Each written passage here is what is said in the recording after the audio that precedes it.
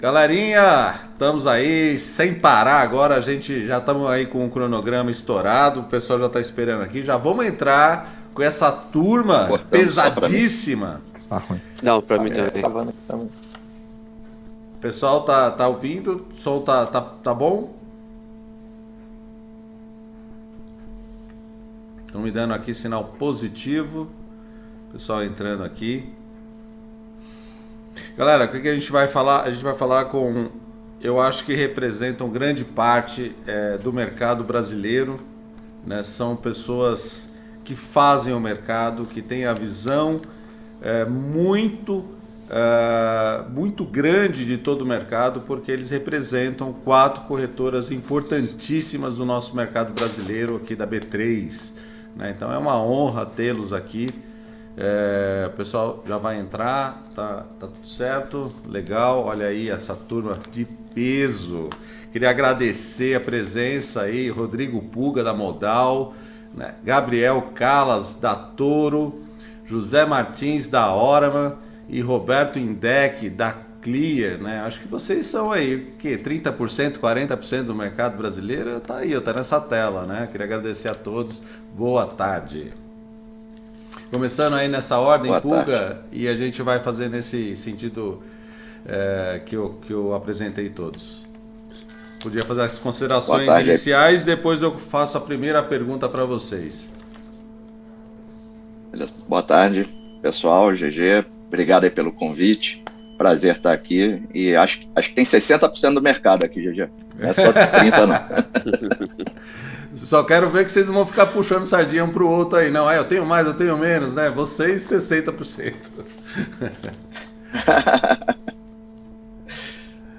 Legal. Calas. Boa, valeu aí, pessoal, pela audiência aí, pleno sábado à tarde, né? Competindo com o jogo da Copa. Obrigado aí, GG, pelo convite, Miguelito, e prazer estar aqui com Puga, Zé e Indec. Legal. Zé? GG, valeu aí pelo convite, parabéns aí pelo trabalho, e é um grande desafio aí trazer conhecimento para todo mundo, né? Então, é verdade. Estamos à disposição para ajudar no que precisar aqui. Legal. Valeu aí pelos participantes e boa tarde a todos. Em ritmo de Copa, aí passando a bola pro Indec. Valeu, obrigado, GG, obrigado pelo convite. Obrigado a todos que estão nos assistindo. E é legal bater esse papo aqui, cheio desses craques aqui de mercado. Acho que o GG conseguiu juntar uma turma boa pra gente conversar agora. Legal. Vamos lá. Primeira pergunta que eu tenho para fazer para vocês, né? A gente está vendo aí o mercado brasileiro crescendo, né? A gente está com 5 milhões de CPFs na bolsa. A gente estava com uma outra palestra aqui, o pessoal que opera mercado americano, trazendo aí um número de 150 milhões de norte-americanos na bolsa, quase 50% da população. O nosso mercado ele é pequeno.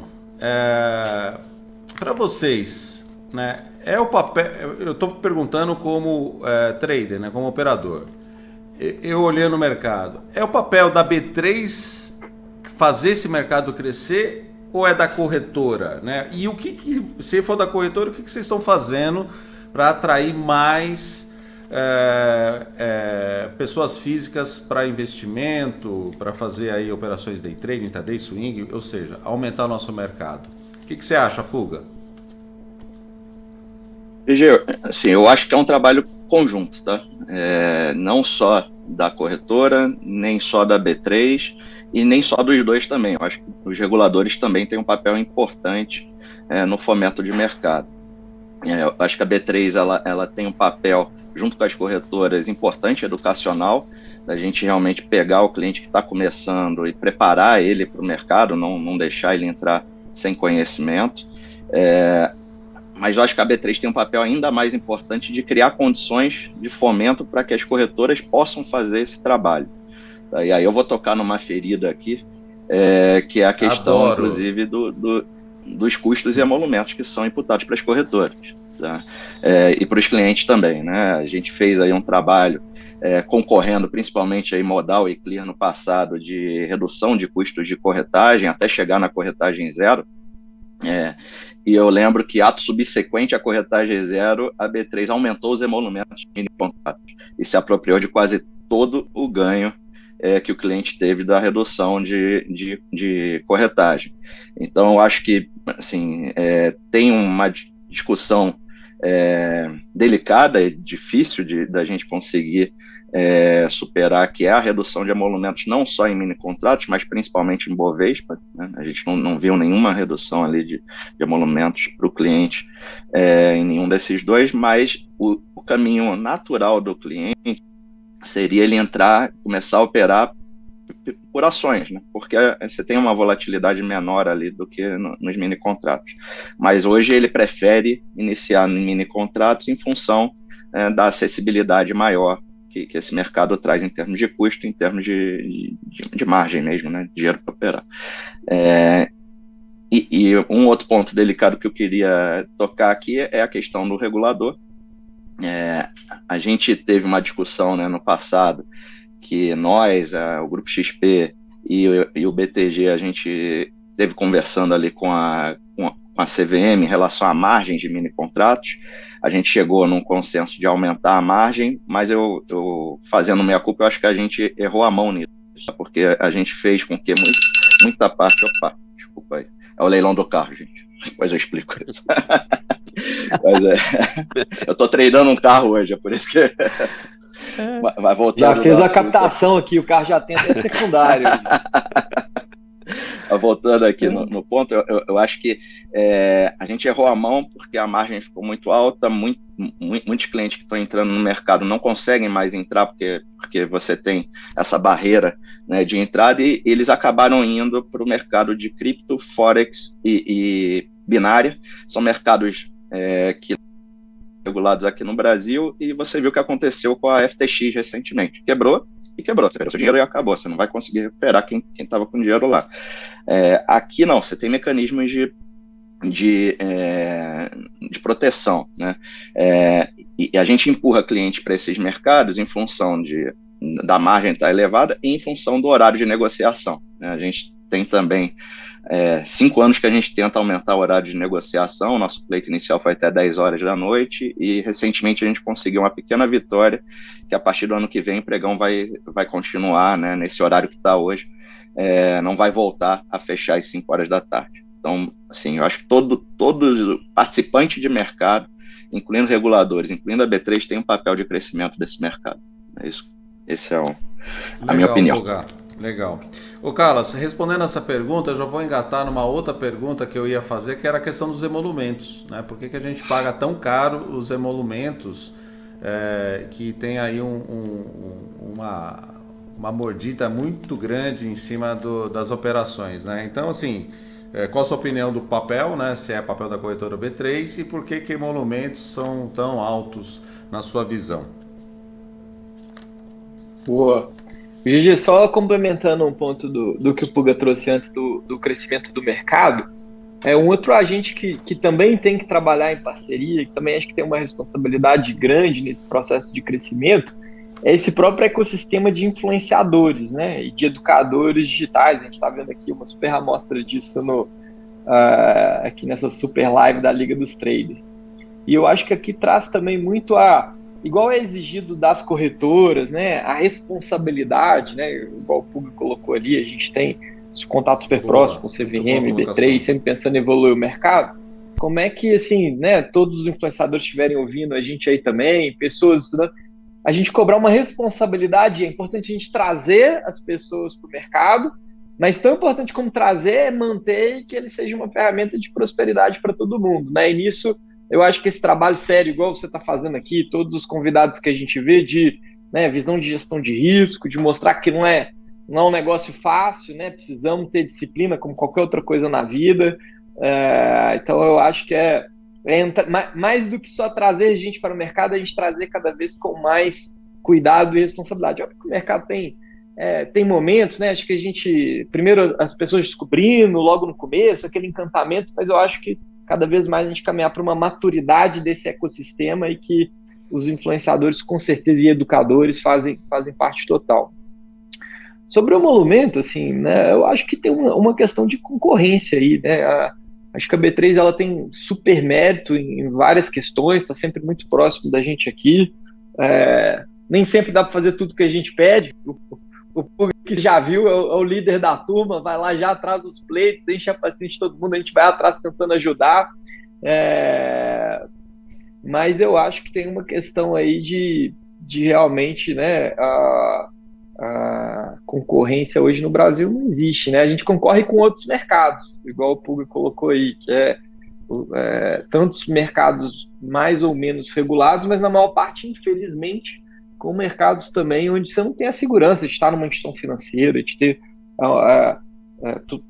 empresas reguladas pelo Banco Central, CVM, BSM, né? Então eu acho que aí tá. Agora eu acho que o mercado tem que evoluir e é inexorável que em algum momento essa eficiência de custo tem que vir. Né? Primeiro veio das corretoras, né? Movimento aí da qual Modal, Clear, Orma, Toro fizeram parte, zerar corretagem, zerar. Né? E eu acho que a gente tem um mercado muito eficiente do ponto de vista hoje de custo das corretoras, mas sem dúvida essa margem acabou trocando de mão aí, mas eu acredito que o mercado no tempo deveria ajustar. Até volto aí essa pergunta para o resto da turma aí, do que a gente precisaria para ver esse mercado diminuir o custo nesse cenário também. Se alguém vê uma luz aí no fim do túnel. Eu acho que a questão dos emolumentos foi muito importante para a evolução tecnológica da Bolsa, né? Mas que, assim, de certa forma, isso já foi bastante absorvido. E esse movimento, assim, a corretora para a entrada do investidor, as corretoras foram muito ágeis, né? Ela conseguiu sim trazer aí um espaço para acomodar o investidor. E sem dúvida alguma, a mudança principalmente dos emolumentos, quando teve o aumento lá que veio para a corretagem zero, vai totalmente na contramão do que a gente vem se esforçando para fazer, né? Então acho que é necessário, assim, a gente tem um programa de HFT que beneficia ali os mais ativos, mas a gente tem que olhar principalmente o entrante. E um outro ponto principal, como o Puga até falou, normalmente a entrada desse investidor seria por ações, e não por um instrumento tão volátil. E para ações, assim, não tem nenhuma expectativa, ou então está muito distante de ter algum incentivo aí para a redução dos emolumentos. Então, sem dúvida, assim, precisa, obviamente, quando ela virou uma SA ali, a principal fonte de renda dela vem daí. Então, é um assunto bem delicado. E falando de emolumentos, e com relação à parte de quem que tem a responsabilidade ou a missão de impulsionar esse mercado, as corretoras elas têm mais capilaridade, né? Mas o apoio da B3 nisso, principalmente para trazer uma segurança com relação à custódia, à liquidação, é bastante importante, porque a cabeça do investidor brasileiro ela está muito distante desse mercado. Mas a evolução tem sido bastante, assim, interessante. Acho que a questão do Covid aí, do lockdown ajudou bastante, porque o pessoal teve mais tempo para se dedicar. Então acho que sim, a gente tem que intensificar esse trabalho. A colocação do Calas aí com relação aos influenciadores é extremamente importante, e principalmente ter ali uma curadoria para que todos falem a mesma língua, né, que consigam trazer um público dentro de uma expectativa real. Acho que isso é muito importante. Zé, só um ponto aqui, GG, antes de... Esse emolumento, além do problema para o investidor, no custo, acaba batendo também na liquidez do mercado, né? Porque você... Sim. Acaba sendo uma consequência, maker, né? Porque você não tem tanto player ali para trazer liquidez, né? Legal. E Indec, qual que é a sua visão sobre esses pontos? Cara, eu queria complementar um pouco mais, né? Eu concordo muito com o que o Puga, o Zé e o Gabriel falaram, mas eu acho que também tem uma questão, assim, é uma questão de B3, uma questão dos órgãos reguladores juntos. Eu acho que o Gabriel colocou muito bem a situação também dos influenciadores hoje, que tem feito um ótimo trabalho educacional. A gente tem que bater bastante nessa tecla da questão de vender um pouco mais de verdade, um pouco menos de ilusão também, principalmente para os entrantes, né? É uma situação bem difícil isso. Vender do que as pessoas vão entrar e na semana seguinte vão ficar milionários. Enfim, eu acho que essa discussão é importante, por isso que alguns órgãos reguladores também já vêm discutindo a situação de, até eventualmente, de algum tipo de regulamentação, né, desses influenciadores. Mas eu acho que também tem uma questão de política econômica de país também, né? Eu acho que, além de tudo, complementando um pouco disso tudo que eles estão trazendo, porque... Convenhamos, né? Viver nesse país historicamente com esses juros tão altos do jeito que está, tudo bem que nós tivemos a pandemia agora, mas a gente já vê discussões sobre questão de responsabilidade fiscal ou não, como a gente está vendo, com o juros seguir talvez permanentemente num tempo acima aí dos 2 dígitos, isso acaba sendo ruim para o desenvolvimento do mercado de capitais, que no final das contas acaba financiando todo o desenvolvimento da economia, e aí as pessoas elas deixam de entrar, porque muitas vezes é muito mais simples e seguro você investir ali na renda fixa. Então esse país, no final das contas, muitas vezes, e o Paulo Guedes falou bastante sobre isso nos últimos anos, para você ser rentista no Brasil é muito fácil, né? Então, eu acho que é um cenário como um todo muito importante da gente falar. Então, é B3, corretoras, influenciadores. Nós, como papel aqui dos executivos, também tem muita importância nessa agenda toda que a gente dá. E aí você tem educadores, influenciadores, analistas. Eu acho que essa parte dos analistas também é muito importante. A gente vê uma evolução interessante, né, o GG, porque de todo mundo que está aqui, todo mundo tem pelo menos 15 anos de mercado, né? Então, assim, a evolução que a gente vê nesse mercado, pelo menos de BMF nos últimos 10 anos, é impressionante, né? Então, como é que a gente vai estar daqui 5 anos? Mas isso tudo depende de todo esse contexto do que a gente trouxe aqui, né? Mas, Indec, foi legal a sua colocação do crescimento do mercado e me trouxe algo aqui. Que, na verdade, todos nós aqui sabemos. Acho que falta cultura, né? Cultura de investimento, né? Nas escolas de base, você ter educação financeira, mostrar o que é educação financeira. Eu acho que esse seria o grande papel, o grande catalisador do crescimento de mercado, porque aí você está colocando para uma criança ou para um adolescente, né, que é interessante investir, é interessante você ter cuidado do seu patrimônio, né, que seja ali pequeno ou não, mas ele já está com isso na cabeça. Eu acho que as escolas tem um papel importante também para esse crescimento. Eu acho que aí seria mais uma questão de um projeto de educação financeira para o Brasil, né? Que eu acho que tem melhorado, mas ainda falta bastante aí para a gente avançar. Mas diante de tudo isso, né? E o Puga acabou comentando, na verdade o Carlos também comentou. Os emolumentos são altos, o Puga falou de concorrência, nosso mercado de 5 milhões, há espaço ou não há espaço para uma nova bolsa? E isso seria sadio ou não seria? Qual que é a opinião de vocês? O povo, assim, os traders falam disso toda hora, né? Vai ter bolsa, precisa ter outra, não sei o quê, né? E a gente aqui fica sem a informação, mas vocês estão no olho do furacão, vocês poderiam estar comentando. Puga. Só pergunta fácil, hein, opinião, né? Mas... Pergunta difícil é com Puga, né, gente? Só pergunta fácil. Fácil você deixa pra lá. Eu peguei leve com vocês, pô. Tem pergunta mais difícil. Eu comecei a tradar nos Estados Unidos, né? E quando eu morei lá. E lá tem um monte de bolsa, principalmente as bolsas eletrônicas. Eu tenho um viés de que seria saudável ter uma segunda bolsa por alguns motivos, tá? O primeiro deles é que eu acho que gera mais oportunidade de negócio para os traders mesmo em função de arbitragem, né? Por mais que você tenha uma convergência de preço, quando você tem duas bolsas, você tem, né, descasamento de preço temporal entre essas duas bolsas. Como acontece hoje, por exemplo, no mini índice e no índice cheio, né? Você tem uma certa diferença e você consegue arbitrar isso, tá? O segundo é o benefício que toda concorrência traz. Nós aqui, nós quatro somos provas disso, né? As corretoras concorrendo trouxeram benefícios de custos mais baixos, tanto em corretagem quanto em plataformas, e também avanços tecnológicos muito, muito rápidos, né? Em termos de infraestrutura, estabilidade, velocidade, etc. Então, assim, eu acho que tem espaço. Eu comecei no mercado, né? Vocês falaram, tem 15 anos aí, pelo menos o Indec falou, de mercado. Cara, eu comecei no mercado em 2000.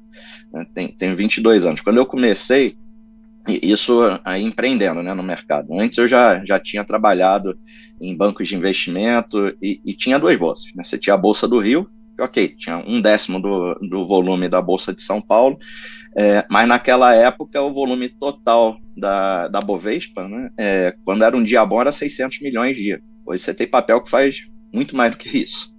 Então, eu acredito que tem espaço e acredito que poderia trazer benefícios, né, para o mercado como um todo.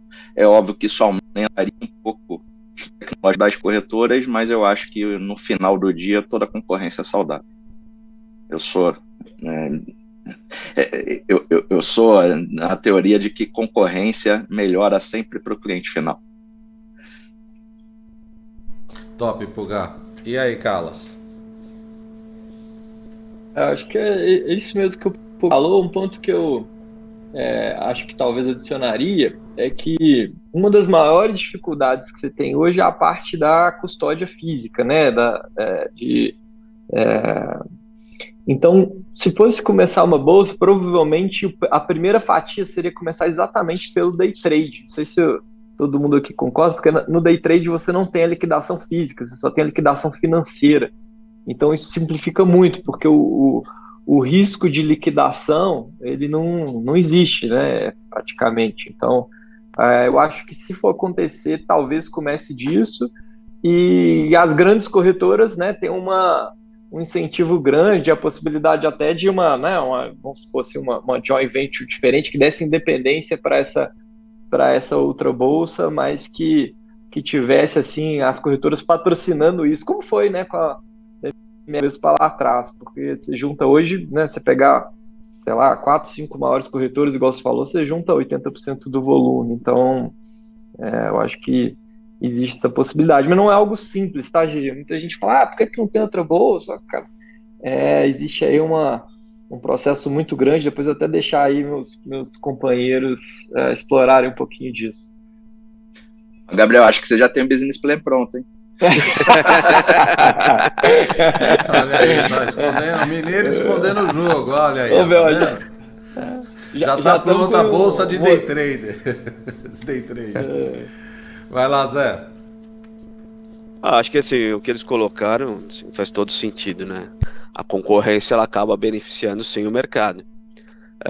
Tem até um estudo aí pedido pela CVM para entender o tamanho de mercado, disponibilidade e liquidez, e tem uma justificativa, acho que tem espaço para isso. Acho que hoje a gente é comparado ali a Alemanha, a França, a Suíça, Espanha. Acho que o número de entrantes aí no mercado de capitais tem potencializado essa possibilidade da gente ter uma segunda bolsa.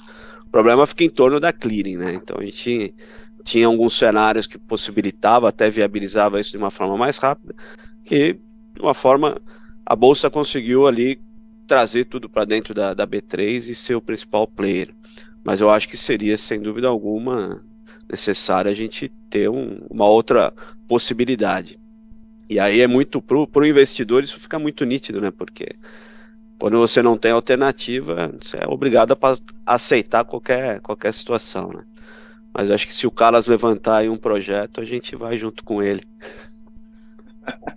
Não, nós ainda estamos no projeto do Mustang do Pulga. Vamos por partes. Vamos passar esse para a gente vai pro próximo. Depois nós vamos pro próximo. Mas sem dúvida alguma, acho que seria bastante oportuno para o mercado aí ter uma alternativa. Legal. E Deck, quer complementar alguma coisa? Eu acho que só de uma maneira muito simples aqui, né? Eu acho que essa história de corretagem zero hoje no day trade vem muito em cima da questão concorrencial, né? Assim, para as pessoas entenderem como fica tudo mais simples, a concorrência a gente busca evoluir todos os dias, né? Eu tenho certeza que, nós 4 aqui, a gente acorda cedo, vai dormir tarde pra caramba, tem uma série de responsabilidades, pensa em evolução o dia inteiro, pensa em desenvolvimento, pensa em pessoas o dia todo. Por quê? Porque você tem a concorrência. Se você não tá fazendo aquilo, o seu concorrente ele vai fazer um trabalho melhor, né? Então, eu acho que concorrência é sempre importante para tudo, mas tem essa questão que o Zé acabou de falar aqui, que é a questão da clearing. O próprio CEO da B3, o Gilson, numa entrevista no Gamecast, nosso podcast ali de trade, uma vez ele falou que para ele não tem problema vir uma outra bolsa. Eu também acho que não é um processo fácil, como o Gabriel falou, porque há 10 anos a gente vê discussões aí de players internacionais querendo entrar e não entram, né? Então a gente vê que não é um processo simples. Eu acho que vai muito de frente aí pelo que o Zé falou, essa questão da clearing. Ela é extremamente importante e ela vai ter que contar com a clearing da B3, né? Então, assim, ela vai ser concorrente, mas ao mesmo tempo ela vai ter que pagar aí alguma coisa num processo, num projeto junto com a B3. Então, de novo, concorrência é importante, eu acho que para tudo. Eu acho que o nosso dia a dia vive muito em função disso, né? Em função da concorrência, a gente buscar evolução cada vez mais para dar o melhor para o nosso cliente. Acho que Muito só legal. um último ponto que me veio aqui, complementando o ponto do Indec, assim, você abrir uma corretora na época da tabela Bovespa, era muito mais simples, assim, a barreira era muito menor, porque a monetização era muito grande, o esforço tecnológico era menor e tudo mais. Quando começa a vir a concorrência e corretagem zero e tudo mais, eu digo isso até porque a gente começou a corretora logo um pouco antes do início desse movimento. Hoje a pessoa começar a corretora do zero é praticamente impossível, porque as margens já, né, são muito baixas, muito eficientes, muita tecnologia. Então, assim, eu também acredito que, né, a B3 tem consciência disso, que ela vai progressivamente ir aumentando essa eficiência. Tem até coisas que já aconteceram, coisas que deveriam acontecer, mas assim, quanto mais a B3 andar rápido nisso, em questão de custo e de outros pleitos que a gente tem, né? O Puga até trouxe a questão aí também do horário de negociação, vai ficando mais difícil para alguém entrar, né? E tomara que a barreira cresça nesse sentido, né? De emolumentos cada vez mais baixos e uma bolsa cada vez mais eficiente. Então, fico aí nessa esperança também, que é uma proxy do que aconteceu com corretoras também. Ô, Gabriel, esse ponto que você trouxe, se a gente for para a teoria de microeconomia, ela diz que a ameaça de uma concorrência traz o mesmo benefício da concorrência. O problema é que hoje não tem ameaça da concorrência. Se a gente tiver realmente teu business plan aí sendo discutido, eu acho Eu que sou olha muito só. chato, você Eu tô acreditando nisso, hein? Eu tô acreditando, hein? Rico, já deu, hein? eu acho que a gente pode ter o benefício. Legal, galera, muito já legal. faço o compromisso aqui, ó, GG. Se o Puga e o Indec resolverem abrir a bolsa, eu plugo lá. Boa. Pô, muito legal, tá sendo muito legal esse bate-papo, assim, a gente tem visto aí o pessoal comentando, pô, fantástico. E a galera que tá aí no YouTube, ó, só lembrando que a gente tá sendo transmitido pelo Connect do Profit, pelo YouTube, por 2 canais no Instagram, do GG_Trader e da Liga dos Traders. A nossa plataforma também da Liga dos Traders, que é www.ligadostradersoficial.com.br. Então, assim, dá o clique aí, se inscrevam, sigam.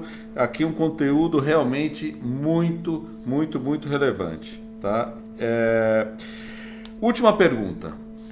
Isso aqui, ó, é unânime. Assim, é todo dia a galera perguntando para mim. RLP, vilão ou mocinho para o trader? E por que? Justificar aí a resposta.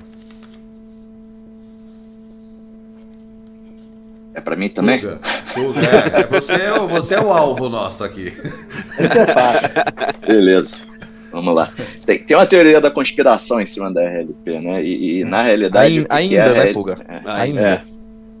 O que é a RLP? Acho que primeiro a gente tem que explicar o que é. A RLP é um, como o nome diz, né, traduzindo, ele é um provedor de liquidez para o varejo. Tá? Que isso quer dizer? Existem regras, tá? E essas regras são muito bem definidas e auditadas pela B3. Quais que são as regras? A corretora ela é obrigada a botar as ordens da RLP no primeiro nível de preço, então a gente não pode arbitrar preço. Tá? E tem que estar presente durante todos os pregões. E aí, qual é o operacional disso? Qual é o benefício? O cliente, aqui todas as corretoras têm bastante volume e tem um fluxo simétrico, tá? Então, a gente está ao mesmo tempo comprando e vendendo dentro do primeiro nível de preço. Por estar ao mesmo tempo comprando e vendendo, assim, a gente não... Como, ao contrário do que existe nessas teorias da conspiração, a gente não está operando contra o cliente, porque a gente não carrega posição durante o pregão. A gente está o tempo todo praticamente zerado, né? Esse é o primeiro ponto. O segundo ponto é que o maior benefício que você tem para a RLP, para o cliente, né, na RLP, é que você tem essa liquidez maior no primeiro nível. Então, quando você tem uma ordem que afundaria o mercado, né, que é isso? Vamos supor que eu estou vendendo, né? Eu vou vender e a minha ordem ela faria eu ter um preço pior porque eu iria para o segundo ou para o terceiro nível de preço. Isso não acontece na maioria das vezes quando você está com a RLP ligada. O cliente é beneficiado porque ele pega sempre o melhor preço, que é o primeiro nível de preço. Tá? Isso tem estatística fornecida pela própria B3, para você ter noção, aqui no Modal, isso é divulgado, tá? Você entra lá no site do Modal, na parte de RLP, tem um relatório que todo mês a gente é obrigado a colocar. Mais de 90% dos clientes são beneficiados com melhoria de preço. Tá? E quem paga essa conta? Que é outra coisa que os teóricos da conspiração não conseguem identificar. Quem paga essa conta são os HFTs. Antigamente, quem fazia esse papel no mercado eram os HFTs, e ainda fazem, que ficam ali operando no primeiro nível de preço. Então, você vê muito UBS e a Ideal ali no primeiro nível, botando e tirando ordem, né? Qual que é a diferença disso? É que na RLP, o HFT ele bota e tira a ordem e ele pode mudar o preço dele. Na RLP não pode. Tá? Então a gente está sempre lá com a ordem, dando essa liquidez. Esse volume saiu das mãos do HFT e foi para a mão das corretoras. É assim que funciona a RLP. Tá? Top. Uma coisa que eu acho que então é mocinho pro trader. Não é vilão. Uma coisa, GG, que eu acho que gerou benéfico para o trader. É benéfico porque você tem melhoria de preço, você não tem um afundamento do book. Sim. E às vezes você vê uma analogia ruim, que eu já vi, que na hora que você olha para o americano, você tem o Pay for Order Flow. Lá, como você não tem uma match engine central, você não tem essa transparência de preço, né? Que é o que até a gente viu lá, a discussão no Senado, Robinhood e tudo mais. E que no Brasil a gente também teve um começo de RLP, na época que não era regulado, não era nem o RLP, né, era o Facilitation, onde você ainda não tinha uma regulação delimitada, né? Alguém tem que furar a barreira e começar, aqui começou com a XP, e depois BSM, CVM e tudo mais pegaram e regularam. Hoje as ordens acontecem dentro do match engine da bolsa e sempre no melhor preço. Então é literalmente impossível o cliente ser prejudicado com o RLP, sendo igual o Puga falou. A gente é obrigado a colocar sempre, né? Inclusive é divulgado o site de todas as corretoras, a gente, né, é fiscalizado BSM, CVM, e seria fisicamente possível porque é dentro do melhor preço no book, né? E eu acho que por último, essa é a melhor pergunta de todas, e foi bom o Puga entrar, vou até repetir para não esquecer, porque todo mundo fala, não, nada é de graça, né? Se você não está pagando, você é o problema. Gente, quem está pagando a conta nisso? Quem é contra o RLP? Não vou dizer que é contra, mas quem está perdendo são os high frequencies no topo do book. Esse é um dinheiro que ficava com eles, né, e agora é dividido entre o cliente e a corretora, né, e vira todo tipo de benefício e subsídio que a gente vê. Né, e por último, essa questão da não direcionalidade é muito boa também, né, é simétrico, né, não tem gente carregando posição em risco. Fala, Puga. Não, que você não fala, mas eu vou falar. É contra sim, tá? Todos os fóruns que a gente tem de discussão de RLP, até mesmo de ampliação ou de melhorias, sempre quem é contra são os HFTs. São as corretoras que são tradicionalmente fortes em HFT. E o HFT às vezes tem gente aqui em outros, né, com nível de conhecimento diferente, o HFT não é um trader que a gente conhece, que fazendo escala, não.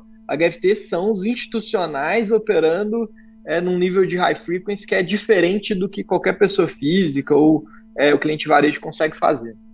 E normalmente robôs, né, algoritmos que operam ali volumes muito grandes em microsegundos, tá, gente? Microsegundo é segundo dividido por milhão. É a alta frequência que eles operam. Eu acho que a cobertura aí que o Puga fez sobre o tema não precisa de muita explicação, né? Acho que o benefício que isso traz é muito grande, principalmente em liquidez, e é um pouco do que a gente estava discutindo ali com relação a emolumentos a ações, né? Então é um conjunto de fatores que deixariam o mercado muito mais dinâmico se a gente conseguisse efetivamente colocar isso também para ações. E pela forma como ele foi construído, né? Acho que tira qualquer sensação de que tem alguém levando vantagem em cima do cliente pessoa física. Então é legal essa colocação de que quem está pagando a conta é o HFT, porque realmente essa captura de valor ficava com eles, né? Então, sem dúvida alguma, vem para ser o mocinho aí da história. Mas falta muito trabalho aí para a gente conscientizar o público como um todo, porque fica essa sensação de que a gente sempre é contra apontar e quando ele está perdendo, a gente que está ganhando. Zé, eu acho bom nisso que você falou. O Pulga deu uma aula aqui do ponto de vista de regulação para as pessoas que não conheciam e não têm nem a menor ideia dessa questão do RLP. E eu vou um pouco além, né? São todas as corretoras que de fato ganham dinheiro com a RLP? Eu acho que tem isso também. É um bom Aí, ponto esse também, ponto, Deck. Exatamente. as pessoas acham que todas as corretoras estão ganhando e assim, isso é de graça, né? Então assim, você tem que ter um time, você tem que ter eficiência, você tem que trabalhar essa situação. Então assim, não é porque Exato. existe o tal do RLP que todas as corretoras estão ganhando dinheiro e ninguém mais está ganhando nesse bolo todo aí. É legal, Indec, isso que você está falando, Indec. porque a imagem, né, e você está se expondo aqui, né, dizendo, olha, não são todas que ganham dinheiro com isso, porque para o trader, né, para o mercado, né, a corretora às vezes começa a fazer o papel do vilão, e não é nada disso. Né? E eu acho que agora, a gente está aqui nessa live, eu tô abrindo o canal para vocês realmente dizerem qual é a real disso tudo. Ô GG, vou até num outro ponto aqui que eu acho que é importante o seguinte, é que nem o Gabriel falou, a questão do facilitation que a gente discutiu, se não me engano, em 2017, ali, 2018, né, Puga? Participou um pouco mais ativamente da iniciação desse negócio. Pô, a gente já vamos entrar no 5º ano de discussão com o CVM sobre RLP. Quer dizer, você também, além do que a gente estava falando da questão concorrencial de B3 ali atrás, você está falando da evolução de um outro produto também. Né? Então é importante que, pô, esse negócio já evoluiu demais, né? Então, só que você trazer essa aula de regulamentação, de funcionamento, como o Puga trouxe, eu acho que é importante para todo mundo ter a real ciência de como é que funciona esse negócio aí. Perfeito. Só o último ponto agregando em deck, volta para o começo da nossa conversa, né? O RLP viabilizou corretagem zero, plataforma educacional, que ajudou muito 5 milhões de investidores, dos 10, 20 que estão por vir, né? Então, é uma parte estruturante do mercado também. A própria CVM reconhece isso como, né, uma coisa que agrega para o mercado como um todo. Claro que tem que ter boundaries como todo o resto e que passa muito pela consciência e responsabilidade de todo mundo fazendo trabalho, que a gente também vê, né? Eu acho que um ponto importante para se falar é, quando você pega o mercado de corretoras há, sei lá, 5, 10 anos atrás, os níveis de NPS, de churn, eram assim, muito baixos em todas as corretoras. E hoje você pega, é impressionante o que foi feito no mercado. Você pode pegar qualquer corretora competitiva hoje, a gente está falando de um NPS perto de excelência, de 60, 70, 80. Então, é um mercado mais barato, mais eficiente, com mais qualidade, né? E o RLP é um dos pilares disso. Em termos de tecnologia, não deve nada para o mercado lá fora, né, Gabriel? E assim, só lembrando, porque acho que você tocou num ponto bastante importante, que é o benefício de segunda derivada que a RLP traz. A corretagem zero, a plataforma zero. Gente, antes da RLP, para você ter uma plataforma como Profit ou como Trade gratuita, você tinha que fazer, no mínimo, R$1.000 de corretagem por mês. No mínimo. Tá? Então, assim, isso trouxe assim, a tecnologia, o educacional, a estabilidade, tudo isso são benefícios de segunda e preço, né? Tudo isso são benefícios de segunda derivada da RLP. Legal, Puga. Você tocou no assunto, a gente está quase estourando o tempo também, né? A gente teve alguns problemas técnicos. Rapidinho, o nosso sistema, as corretoras, o nosso desenvolvimento tecnológico, a nossa tecnologia, a gente está no mesmo nível de corretoras americanas? Se não está, por que não está? Falta mercado? Fala um pouco disso, porque assim, a gente não tem noção, né? Vocês sabem o que acontece lá fora, no mercado americano, enfim. O trader que está escutando aqui, ó, o investidor que está operando, que tem aí conexões com as corretoras de vocês, a gente pode estar seguro que a gente está com tecnologia, que a gente está bem nesse quesito?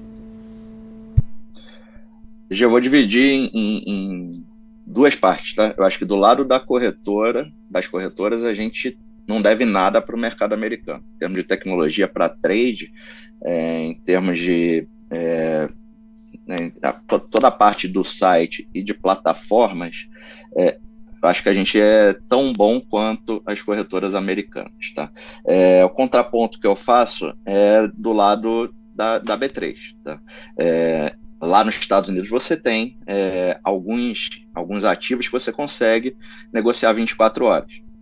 Eu acho que esse é um dos pontos que a gente precisa evoluir aqui no Brasil. A gente falou do horário, do ponto de vista do cliente tá operando ali num horário que ele prefira, né? Tem muita gente que trabalha hoje, que chega do trabalho 7 da noite, que gostaria de operar.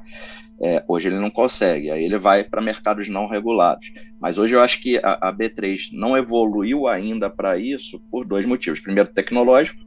Segundo, porque tem corretoras que não têm o varejo que são contra. E tudo bem, é só eles não operarem durante esse horário. Entendeu? A opção tem que ser do cliente, não da corretora.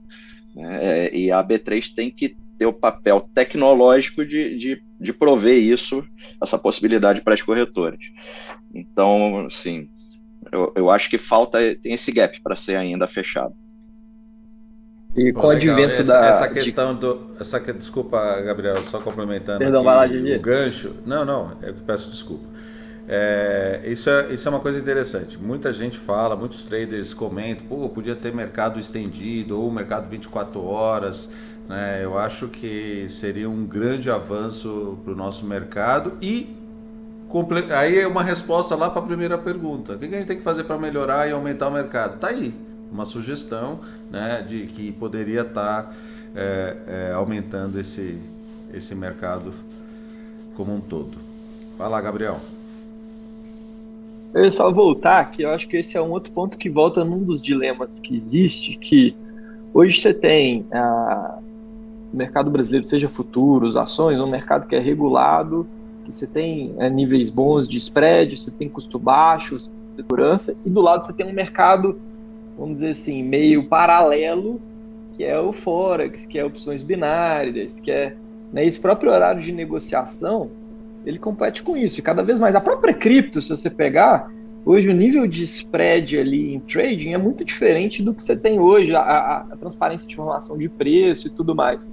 Então eu acho que né, a gente falou muito aqui sobre B3, concorrência e tudo mais, eu acho que a principal concorrente da B3, no curtíssimo prazo, não é nem a próxima bolsa, as outras bolsinhas irregulares, paralelas, que aí você está operando British Virgin Islands, Cayman, e que não tem nenhum tipo de transparência, né? Então, Chipre. E eu pediria, eu acho que esse é um recado aqui que eu deixaria, não sei se é unissom, mas provavelmente de evitem esse tipo de coisa, tá, pessoal? Eu sei que às vezes como é que fala assim, a tentação é grande, mas assim, a gente que vê o que precisa ter de transparência para uma formação de preço justa, na hora que você olha isso, é simplesmente transferência de riqueza de um lado para o outro, né?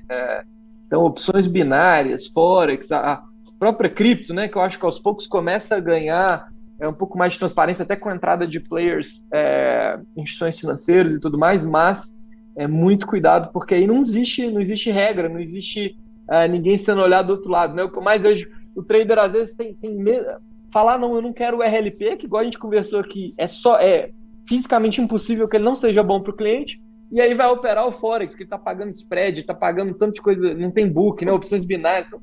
Então, eu acho que esse é um chamamento também aí. Eu acho que só chamando a atenção para esse ponto que você falou, corretoras de cripto, de Forex e de binárias, elas são ao mesmo tempo corretora e bolsa. Isso é muito perigoso, né? Porque existe um conflito de interesse claro aí.